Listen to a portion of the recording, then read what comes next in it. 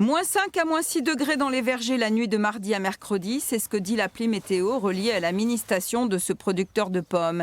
Et dans tout le secteur, c'est pareil. 3 nuits très critiques à prévoir. Ceux qui ont du matériel comme Laurent vont l'activer avec par exemple ces grosses bougies qui réchauffent l'atmosphère, mais pas seulement.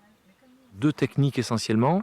La première, c'est l'aspersion, donc c'est la pulvérisation d'eau sur le végétal. Et ensuite, lorsqu'on ne dispose pas d'eau, il y a des systèmes par brassage d'air. Là, le principe, il est d'aspirer l'air des couches supérieures qui est plus chaud et de le refouler sur les vergers.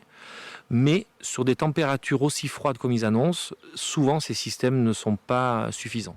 Ceux qui n'ont pas de matériel disposent des bottes de foin à brûler, comme ici en cas de gel. Les 180 producteurs de l'AOP Pommes du Limousin sont tous très inquiets.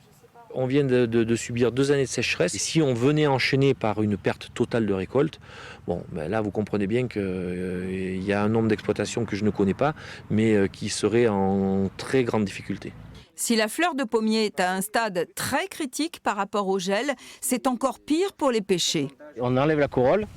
Vous voyez, tac, on voit le jeune fruit et c'est hyper sensible. À -2, la pêche est sensible au gel. En Limousin, 2000 hectares et 90 000 tonnes par an sont en jeu pour la pomme, beaucoup moins pour la pêche, mais tous ont conscience dans les 3 nuits blanches à venir de jouer la totalité de leur production.